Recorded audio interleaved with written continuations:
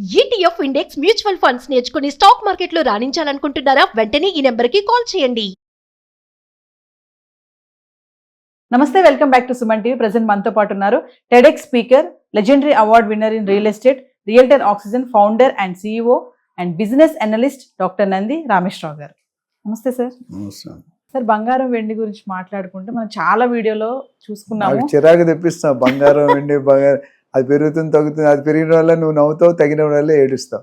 కాదు సార్, ఎందుకంటే ఇప్పుడు పెళ్లి లెసన్ స్టార్ట్ అవుతుంది. మరి చాలా మందికి ఒక కన్ఫ్యూజన్ ఏంటంటే, తగ్గుతున్నప్పుడు కొంచెం రిలాక్స్ అనిపిస్తుంది, వెళ్ళి కొనుక్కోవచ్చు కదా అనే టైంలో షాప్ దాకా వెళ్ళే వరకు మళ్ళీ ధర పెరిగిపోవడం చూస్తున్నాం. మరి ఈరోజు 1,64,000 ఉంది బంగారం, 24 క్యారెట్స్. ఇంకా వెండి అంటారా 4,25,000 వరకు వెళ్ళినటువంటి ధర ఈరోజు మళ్ళీ 2,90,000కి వచ్చింది. నిన్న 3 లక్షలు ఉంది, ఈరోజు 2,95,000కి వచ్చింది. అంటే ఫ్లక్చువేట్స్ అవుతున్నాయి ధరలు. మరి ఈ టైంలో జనాలకైతే కొంచెం కన్ఫ్యూజన్ ఉంది. అంటే మిమ్మల్ని అనలిస్ట్ని అడిగితే చెప్తారు ఈ టైంలో కొనాలా వద్దా అంటే, ఎందుకు అసలు పెరుగుతున్నాయి జనాలు తిట్టుకునేటట్టు చేస్తున్నావు. దీని ముందు 2 డైలాగులు చెప్తా. కరెంట్ తీగ సన్నంగా ఉంటుంది, ముట్టుకుంటే కిలోమీటర్ ఎగిరి పడతావు. మొక్కే కదా పీకిస్తే పేక్ తెగతో వస్తా అని చిరంజీవి గారి డైలాగు. ఇది ఎందుకు చెప్పానంటే, మనకి జనరల్గా జనాలకి ఈజీగా అర్థం. ఇప్పుడు కూడా పబ్లిక్లో లోకల్ కోసం చాలామంది వస్తారు. ఎదురింటోటి చెప్పుకోవడానికి మనం ఫ్లాట్ కొనుక్కోవడం, ప్రాపర్టీ కొనుక్కోవడం చేస్తాం. మనకి అవసరం లేదు ఎమ్యూనిటీ, కానీ ఎమ్యూనిటీస్ కొనుక్కుంటాం. మా ఇంట్లో స్విమ్మింగ్ పూల్ ఉంది, నువ్వు జిందగీలో వెళ్ళి స్విమ్మింగ్ పూల్ నువ్వు చేయవు, మీ ఆయన చేయడు, నేను చేయను. చేస్తాం. చిన్నపిల్లలు ఉంటే ఓకే 5 to 10 years వెళ్తాం, లేకపోతే మామూలు ఎస్పెషల్లీ సౌత్ ఇండియన్లో అసలు బయటికి వెళ్ళే సమస్య లేదు. మా తాతగారు వాళ్ళ టైంలో రోడ్డు మీద స్నానం చేసేవారంటే, అప్పుడు ఆ ఫీలింగ్ లేదు. ఇప్పుడు అలా కాదు. So what I'm saying is, ఈ గోల్డ్ రేట్ పెరగడానికి ఒక ముఖ్య కారణాలు ఏముంటాయి? వార్స్. ఇప్పుడు కొత్తగా USA ఇరాన్ వార్ మరదు. అంతకుముందు already Iran, Israel, India, Pakistan, Russia, Ukraine అవన్నీ కూడా మనం చూసాం. సో యుద్ధాలు అయినప్పుడు ఏమవుతుందంటే, కొంతమంది స్వార్థపరులు, కొంతమంది అధ్యక్షులు ఏం చేస్తారంటే, మన కంట్రీ కరెన్సీ బాగా పెరగాలి, స్ట్రాంగ్ అవ్వాలి అనే దాంట్లో వెళ్తే, ట్రంప్ గారు US డాలర్. సో డాలర్ని ప్రతిరోజు కూడా రూపీని వీకెండ్ చేస్తూ డాలర్ని స్ట్రెంగ్త్ పెంచుకుంటూ పోతున్నాడు. అప్పుడు ఏమైంది? రేట్లు బాగా పెరిగినాయి. ఇప్పుడు ఏమైంది? ఎవరైతే 80,000 90,000 గోల్డ్ కొన్నారో ఇప్పుడు అమ్ముకోవడం మొదలుపెట్టారు. 1,60,000 1,64,000 3-4,000 మళ్ళీ ఈ లాస్ట్ 2-3 days కొద్దిగా పెరుగుతుంది. మధ్యలో జనవరి వరకు పెరిగిన బంగారం వెండి ధరలు ఫిబ్రవరి 1 week 10 days కొద్దిగా 8,000 7,000 కూడా పడింది సింగిల్ లేయర్. ఆ సిల్వర్ అనేది చెప్పక్కర్లేదు, ఆల్మోస్ట్ 30-35% పడిపోయింది. ఇప్పుడు ఏమవుతుందంటే, ఇది అందరూ కొనుక్కునే వాళ్ళందరూ లాభాల కోసం అమ్మడానికి ట్రై చేస్తున్నాడు, కొనేవాడు దొరకట్లే. అప్పుడు రేట్లు పెరుగుతున్నాయని కొనేవారు, ఇప్పుడు రేట్లు పెరగకుండా ఆగిపోయి, సో ఇంకా స్టెబిల్ మళ్ళీ ఫ్యూచర్లో తగ్గిపోతుంది ఏమో అనే ఉద్దేశంతో ఎవరైతే బంగారం మీద ఇన్వెస్ట్ చేశారో ఆర్నమెంట్ కొనేది అది అమ్మలేరు. ఎందుకంటే అమ్మడం అంటే వాళ్ళు వాడుకుంటారు. ఇన్వెస్ట్మెంట్ రూపంలో చూసినప్పుడు ఇన్వెస్ట్మెంట్ రూపంలో కొన్ని బిస్కెట్లు కొనుక్కొని పెట్టుకున్నారు 24 క్యారెట్. వాళ్ళు ఇప్పుడు 80,000 కొనేది 1,60,000 డబుల్ కదా. సో 1 yearలో డబుల్ అయ్యే ఛాన్స్ ఈవెన్ రియల్ ఎస్టేట్లో కూడా తక్కువే, లేవు, ఎక్కడో 1-2 ఉండొచ్చు. కానీ సో అమ్మే వాళ్ళు ఎక్కువైపోయారు. వెండి కానీ 80,000 90,000 కొనుక్కున్న 4 లక్షలకి అమ్ముకున్నారు కొంతమంది అమ్ముకోలేక ఇప్పుడు 2,60,000 2,70,000 2,90,000 10,000 20,000 ఇటు కొట్లాడుతుంది. ఇంకోటి అంటే inflation rate, bank repo rate. US federal బ్యాంక్లో ఎవరైతే కరెన్సీ గవర్నర్ ఉంటాడో ఆయన మార్చడం జరిగింది. ఆయనకి ట్రంప్కి యుద్ధాలు అంటే డిఫరెన్స్ ఆఫ్ ఒపీనియన్ ఉంది. ఈయన ఇంట్రెస్ట్ రేట్ పెంచుంటాడు, ఆయన ఇంట్రెస్ట్ రేట్ తగ్గియమంటాడు. ఎందుకంటే మా రిజర్వ్ బ్యాంక్ ఇండిపెండెంట్ బాడీ. ఇప్పుడు మనకి ఏదైతే అట్లనే ఫెడరల్ బ్యాంక్ అక్కడ CMO PM వెళ్ళి అంటే ఏమైనా ఇన్ఫ్లుయెన్స్ చేయలేరు.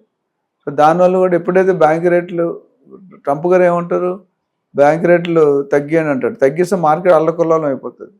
అంటే ఫెడరల్ రిజర్వ్స్ రిలీజ్ అవుతున్నాయి. కొన్ని కంట్రీలు గోల్డ్ని మార్కెట్లో వదులుతున్నావు 1,000 టన్నులు 2,000 టన్నులు 3,000. So when demand grows, supply is less, rate పెరుగుతుంది. When supply more, demand less, rate తగ్గుతుంది. సో ఇప్పుడు ఫస్ట్ ఒక side of the coin, road మీద అప్ వెళ్ళి డౌన్ ఉంది. సో రెండు మనం అయితే ఇప్పుడు కొనుక్కోలే లేదంటే, నేను ప్రతి వీడియోలో చెప్తాను, అత్యవసరం అయితేనే కొనుక్కోండి. ఇంకా కొద్ది రేట్లు కరెక్షన్ అవుతాయి. సిల్వర్ కానీ అట్లానే 100% 80% పడిపోదు. 10-20-30% కరెక్షన్ ఎప్పుడు కూడా ఛాన్స్ ఉంది. 1,00,000 అయితే తగ్గదు అనుకుంటున్నాను నేను, నాకున్న ప్రిడిక్షన్ బట్టి. మేబీ వెండి కూడా 1,50,000 అట్లా స్టెబిలైజ్ అవ్వచ్చు. ఇంకొంతకాలం వెయిట్ చేస్తే, ఇప్పుడు మనకి ఏమైంది, రూపీ కొద్ది స్ట్రెంగ్తనింగ్ అయ్యే పాలసీలు ప్రొసీజర్లు మోడీ గారు తీసుకొస్తున్నారు. ఒకసారి రూపీ స్ట్రెంగ్త్ ఏంటంటే డెఫినెట్గా డాలర్ స్ట్రెంగ్త్ వీక్ అవుతుంది. సో వీక్ అండ్ స్ట్రాంగ్ ఈ రెండింటి మధ్యలో కొట్టుమిట్టాడుతుంది. రీసెంట్ గా ట్రంప్ మళ్ళీ ట్యాక్సెస్ విధిస్తున్నాం భారత్ పైన అని చెప్పి ఒక న్యూస్ రావడం చూసాం సార్. అంటే అది కూడా కారణం అనుకోవచ్చా ఈ ఫ్లక్చువేట్ అవడానికి? ట్యాక్స్ తగ్గిస్తా అన్నాడు. ఎందుకంటే ఒకప్పుడు 50% 100% కూడా చేస్తామని వార్నింగ్ ఇచ్చాడు.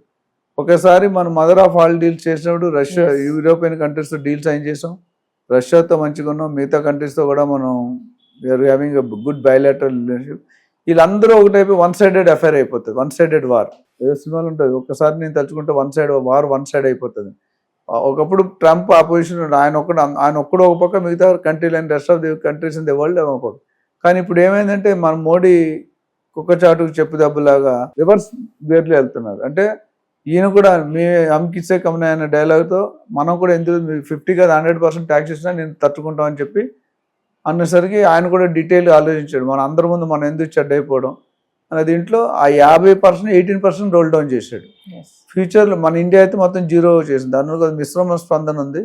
సో మేబీ 18% కూడా తర్వాత ఫ్యూచర్ డేస్లో తగ్గొచ్చు అని ఒక అంటే ప్రాసెస్ నడుస్తుంది తగ్గేది. సో దానివల్ల ఏమవుతుందంటే ఇప్పుడు డాలర్ స్ట్రెంగ్త్ అవుతూ పోయింది. మధ్య ఇప్పుడు ఈ లాస్ట్ 1 వీక్ 10 days కొద్దిగా స్ట్రెంగ్త్ అవ్వడం తగ్గి స్టెబిలైజ్ అయ్యి కొద్దిగా తగ్గుతుంది.